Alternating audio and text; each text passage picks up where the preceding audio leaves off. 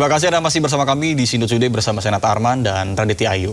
Pemirsa, Wakil Presiden Republik Indonesia Gibran Raka Buming Raka bertemu dengan murid-murid SMA Negeri 1 Pontianak yang mengikuti Lomba Cerdas Cermat 4 Pilar MPR RI tingkat Provinsi Kalimantan Barat.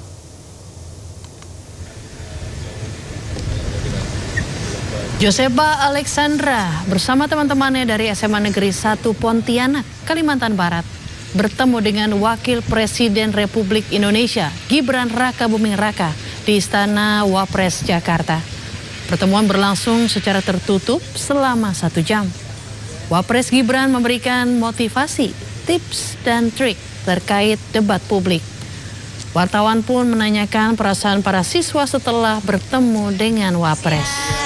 Teman-teman, geser ke kanan lagi boleh? boleh kesini kakak-kakak dikit. Perasaan saya dan tim saya sangat senang karena diundang oleh Wakil Presiden Indonesia. Ya, ini menjadi suatu harapan dan semangat bagi kami untuk terus melangkah maju dan berkembang. Di dalam tadi bahas apa aja, Cak? Bisa ceritain nggak? Baik, tadi di dalam kami diberi motivasi sama Pak Wapres untuk terus belajar dan berprestasi dan tidak atas isu-isu yang sedang beredar, karena saat ini kan mengenai kita sebagai Gen Z, remaja itu pasti tidak lepas dari digitalisasi seperti itu. Saya Dan kami informasi diundang ke Jakarta ini kapan? Iya, keberangkatan kami kemarin pada pukul 17.00 WIB. Sampai di sini mungkin sekitar jam 19.00. Oh ya, pastinya kami dan tim itu sangat kaget karena informasinya juga tiba-tiba, dan kami juga senang bisa diundang ke Jakarta untuk bertemu dengan Bapak Wapres. Tadi kami diberi motivasi dan tips and trick juga bagaimana caranya nanti untuk berpublic speaking ataupun untuk berdebat di muka umum, seperti itu. Cerdas Cermat tuai kontroversi, MPR berencana mengulang Lomba Cerdas Cermat di tingkat Kalimantan Barat. Ya, Ketua MPR RI Ahmad Muzani juga akan menggunakan juri independen dalam lomba yang akan diulangi. Namun pimpinan MPR menilai para juri yang menuai polemik akibat tidak cermat tidak perlu meminta maaf. Lomba Cerdas Cermat di tingkat Kalimantan Barat yang final akan kita lakukan ulang pada waktu yang akan segera diputuskan secepatnya. Yang kedua, juri yang akan menjurai dalam lomba cerdas cermat tersebut adalah juri independen. Yang ketiga, pimpinan Majelis Permusyawaratan Rakyat akan mengawasi langsung jalannya lomba tersebut dari awal sampai akhir. Yang keempat, kami mengucapkan terima kasih dan apresiasi kepada peserta lomba yang menggunakan haknya untuk menyampaikan pandangan, kebebasan berbicara, dan menyampaikan protes atas ketidakpuasannya, dan kami mendengar itu sebagai sebuah cara untuk melatih mereka, untuk melatih menjadi contoh demokrasi yang baik. Dan yang kelima, kami akan terus melakukan evaluasi terhadap penyempurnaan kegiatan-kegiatan MPR yang hari ini terus kita dengarkan pandangan dan masyarakat. Yang jadi sorotan juga bahwa juri-juri sebelumnya ini kan yang merupakan juga bagian dari MPR juga tidak muncul begitu Pak ke publik gitu untuk meminta maaf. Ini apakah nanti ada dorongan untuk mereka akhirnya muncul juga gitu Pak, karena sekarang juga ramai salah satu juri bahkan ada dugaan-dugaan itu curhat gitu Pak di story WhatsApp bahwa dia tidak menerima lah bahwa dia melakukan kesalahan. Ya, kelembagaan MPR kan sudah disampaikan oleh Pak Sekjen. Salah satu pimpinan kita sudah menyampaikan permohonan maaf, jadi itu sudah mewakili keseluruhan termasuk karena ini adalah kegiatan lembaga yang. Nah, ini lagi ramai banget ya, menjadi perbincangan hangat nih di media sosial dan juga di kalangan masyarakat. Kira-kira menurut Ayu, perlu nggak dilombakan secara ulang? Kalau menurut saya pribadi mungkin perlu ya Nata ya, karena ini kan juga kita melihat bagaimana kemampuan para siswanya dari sekolah perwakilan ini juga, kita juga pingin jurinya juga yang lebih kredibel gitu mungkin Nata. Oke, jadi kemarin ini kan sempat yang menjadi permasalahan adalah ketika yang siswa tersebut sudah menjawab dengan kalimat yang jelas, cuman karena artikulasi terlalu cepat mungkin. Ya karena kayak seperti contoh saya aja, ngomong terlalu cepat. Ngomong buru-buru gitu kan, tapi intinya sama. Tapi intinya sama. ini masalahnya di sistem pendengaran mungkin ya. Iya, yang harus benar ya.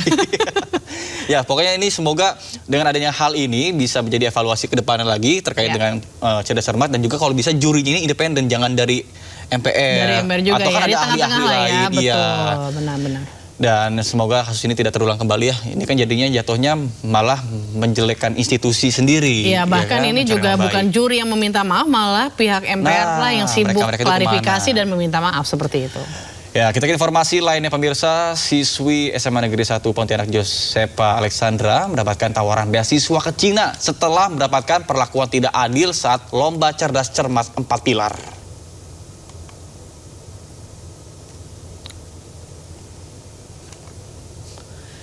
Rifki Nizami Karsayuda selaku anggota MPR RI yang juga merupakan alumnus SMAN 1 Pontianak menghubungi salah satu siswa yang tergabung dalam tim lomba cerdas cermat 4 pilar SMAN 1 Pontianak Josepa Alexandra. Dalam unggahan di Instagramnya, Rifki menawarkan beasiswa kuliah gratis ke Cina beserta tawaran pekerjaan setelah lulus kuliah. Dalam kesempatan ini, MPR juga meminta maaf kepada Josepa. Josepa, saya anggota DPR MPR. Sekarang satu-satunya alumni SMA Negeri 1 Pontianak yang jadi anggota DPR dan MPR di Jakarta. Saya minta maaf ya Josepa ya, kalau ada kesalahan dalam proses lomba cerdas cermat kemarin tingkat final di Pontianak, Kalimantan Barat. Nanti secara institusi Josepa MPR akan memberikan klarifikasi dan permohonan maaf. Yang kedua, karena Josepa sekarang kelas 11, Abang bangga dengan Josepa telah menjadi dutanya SMA 1 Pontianak yang sekarang sudah menasional. Dengan peristiwa ini kita ambil hikmahnya peristiwa ini. Yang ketiga, kalau Josepa berkenan, Abang mau kasih beasiswa kuliah gratis ke Cina. Nanti tolong kasih tahu orang tua kalau mau. Nanti begitu selesai SMA 1, Josepa akan Abang berikan beasiswa sekolah kuliah gratis di Cina, dan nanti akan ada pemberian pekerjaan langsung dari berbagai perusahaan multinasional untuk Josepa kalau sudah lulus dari Cina. Ini Abang berikan, tapi kesempatannya silahkan Josepa rembukan dengan orang tua dan guru ya. Nanti kita ketemu di Jakarta Josepa. Ya Pak, terima kasih banyak Bapak. Terima kasih. Nanti kalau Abang Pontianak ke SMA 1 kita jumpa ya. Makasih Bapak. Oke, ada pelas sekolah situ. Lagi mengurus keberangkatan. Oh, oke. Makasih semua. Salam buat semua di SMA 1. Yo, selamat siang. Informasi lainnya pemirsa, Mahkamah Konstitusi menolak gugatan Undang-Undang Ibu Kota Nusantara. Dengan demikian, keputusan tersebut menegaskan bahwa hingga kini Ibu Kota Indonesia tetap Jakarta.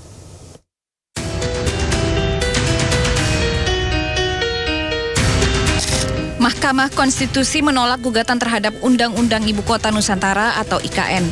Dalam putusannya, MK menegaskan bahwa Jakarta hingga kini masih menjadi ibu kota negara.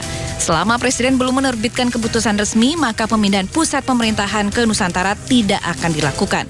Menurut Mahkamah, tanpa penafsiran terhadap Pasal 39 ayat 1 Undang-Undang 2 tahun 2024 sebagaimana dimohonkan oleh pemohon, kedudukan, fungsi dan peran Ibu Kota Negara tetap berada di Provinsi Daerah Khusus Ibu Kota Jakarta sampai dengan ditetapkannya keputusan Presiden mengenai pemindahan Ibu Kota Negara Kesatuan Republik Indonesia dari Provinsi Daerah Khusus Ibu Kota Jakarta ke Ibu Kota Nusantara. Putusan ini sekaligus menekankan bahwa pemindahan ibu kota ke IKN belum berlaku secara penuh meski pembangunan fisik terus berjalan. Pemerintah memastikan pembangunan IKN akan terus berlanjut secara bertahap. Sementara status pemindahan resmi ibu kota menunggu keputusan Presiden di masa mendatang. Pemindahan ibu kota menjadi salah satu program utama di era Presiden Joko Widodo. Pada tahun 2019 lalu, Jokowi mengumumkan Kalimantan Timur dipilih sebagai lokasi ibu kota baru. Pemerintah saat itu menyebut sudah saatnya ibu kota negara dipindah karena Jakarta mulai kelelahan menghadapi berbagai persoalan.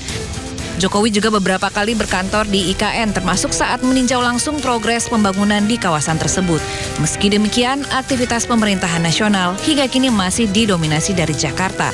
Sejumlah ASN juga belum sepenuhnya dipindah ke Nusantara. Tim Liputan iNews melaporkan.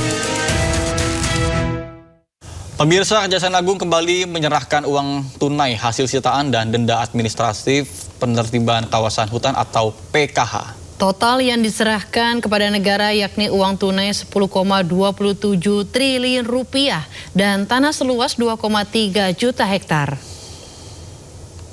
Pencabutan izin konsesi. Inilah tumpukan uang pecahan Rp100.000 yang dipamerkan di halaman utama Kejaksaan Agung.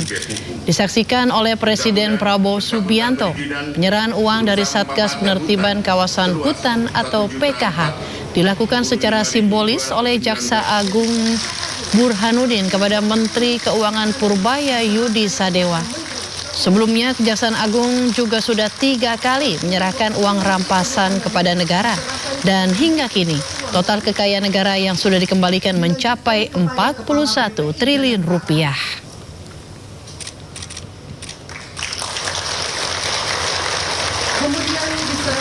Masih ribuan triliun yang harus kita selamatkan. Pertanyaan nanti banyak pihak, apakah bisa? Jawabannya adalah bukan apakah bisa. Jawabannya adalah harus bisa.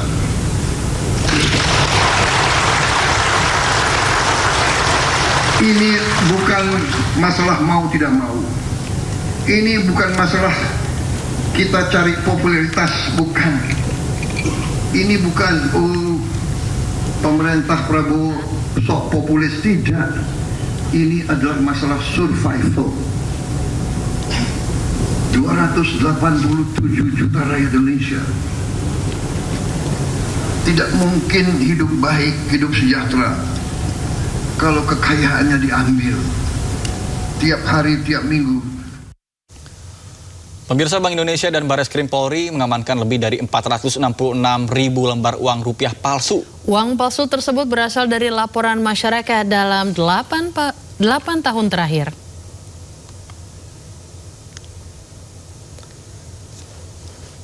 Dengan berhati-hati, petugas memeriksa tumpukan uang palsu yang berhasil diamankan. Sebanyak 466.000 lembar uang rupiah palsu itu diamankan dari laporan masyarakat selama periode tahun 2017 hingga 2025. Rupiah palsu ini kemudian dimusnahkan menggunakan mesin penghancur uang khusus milik Bank Indonesia. Langkah ini diambil untuk memastikan uang rupiah palsu ini hancur seluruhnya dan tidak akan beredar kembali di masyarakat. Sementara itu, Bank Indonesia dan Bareskrim sepakat jumlah temuan uang rupiah palsu menunjukkan tren yang menurun.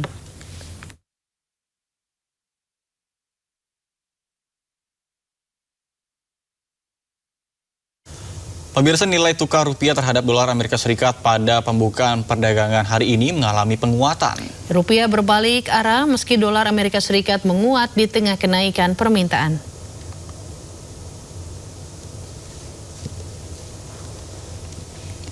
Mengutip data Bloomberg, pada hari Rabu 13 Mei 2026, rupiah berada di level 17.515,5 per dolar Amerika. Mata uang Garuda tersebut naik 13 poin atau setara 0,07% dari 17.529 per dolar Amerika Serikat pada penutupan perdagangan sebelumnya. Beberapa bank besar di Indonesia sudah menetapkan kurs jual dolar yang cukup tinggi.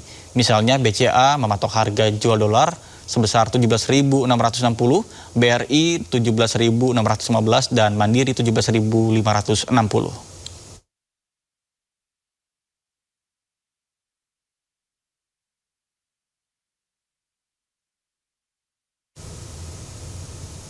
Pemirsa, Ketua DPR RI Puan Maharani memastikan akan memanggil Bank Indonesia dan Menteri Keuangan setelah rupiah kembali terpuruk. Rupiah mencetak rekor terendah di atas 17.500 per dolar Amerika Serikat.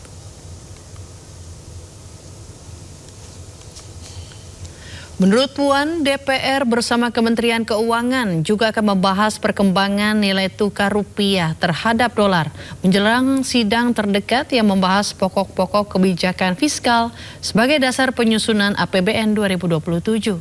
Dengan dinamika situasi global saat ini, Puan menilai pemerintah Indonesia perlu mengambil langkah antisipasi lanjutan untuk kebijakan fiskal tahun depan.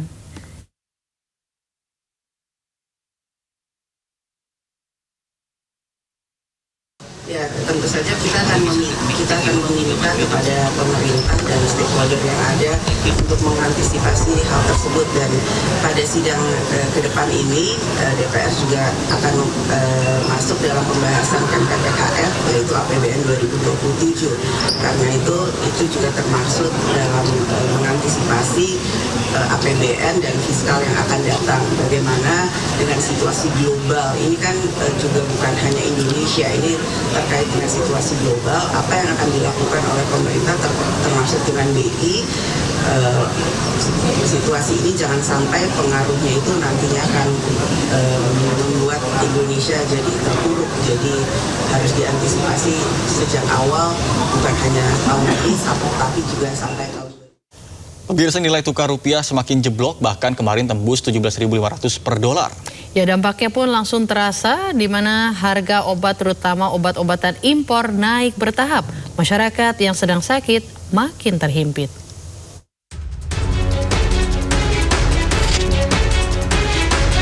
Saat ini sedang berada di pasar Pramuka, tepatnya di pasar farmasi atau toko obat yang berada di sini untuk mengonfirmasi apakah ada kenaikan harga obat atau tidak. Sejak awal tahun, harga obat-obatan naik bertahap seiring terus melemahnya rupiah terhadap dolar Amerika. Di Pasar Obat Pramuka, Jakarta Timur, kenaikan harga paling terasa pada obat-obatan jenis vitamin yang naik 7 hingga 8%. Dari biasanya satu box harga Rp200.000, sekarang Rp215.000. Beberapa harga obat impor juga naik 5%. Pabrik obat menaikkan harga rata-rata 2 kali dalam 1 tahun. Kondisi ini dikeluhkan masyarakat, terutama mereka yang mau tidak mau harus membeli obat karena menghadapi sakit. Kalau dalam 1 tahun itu bisa naik harga itu bisa 2-3 kali ada kenaikan harga. Karena kita di sini masyarakat yang menengah biasa atau menengah ke bawah itu di sini kita lumayan cukup tertekan juga ya. Apalagi kita di sini pedagang, kita juga nggak mau ngasih harga yang tinggi, karena kalau ngasih harga yang tinggi juga kasihan untuk yang beli gitu. Industri farmasi menjadi salah satu sektor paling terdampak pelemahan rupiah karena sebagian besar bahan baku obat masih impor. Sejak awal tahun, nilai tukar rupiah makin jeblok, bahkan kemarin jebol di atas 17.500 per dolar Amerika atau melemah 4% sejak 1 Januari 2026. Meski rupiah terus melemah, Menteri Keuangan Purbaya Yudisadewa mengklaim APBN masih aman. Lewat kebijakan fiskal, mulai pekan ini Kementerian Keuangan akan membantu Bank Indonesia menstabilkan rupiah. APBN-nya masih relatif aman. Tapi kita akan kendalikan nilai, kita coba membantu nilai tukar, kita membantu BI lah sedikit-sedikit kalau bisa.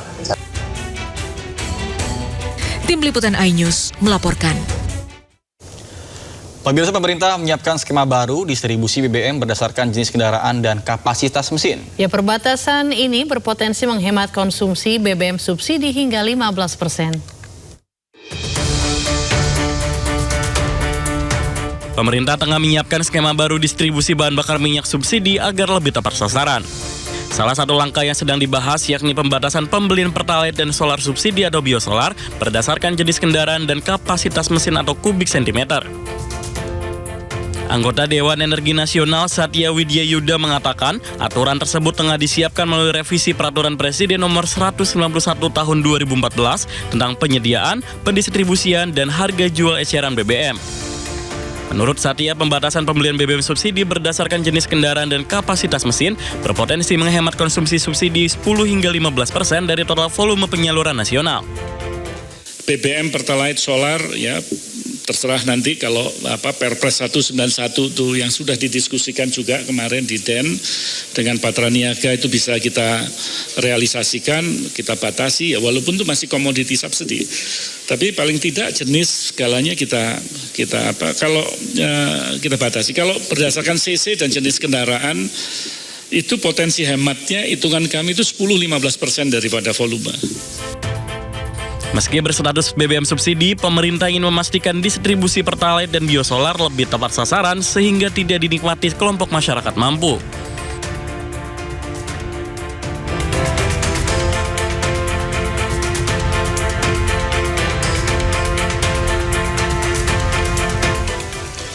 Jelang puncak ibadah haji, jemaah diimbau tidak memaksakan diri melakukan ibadah sunnah secara berlebihan. Ya, informasinya usai jeda berikut ini, tetaplah di Sindo Today.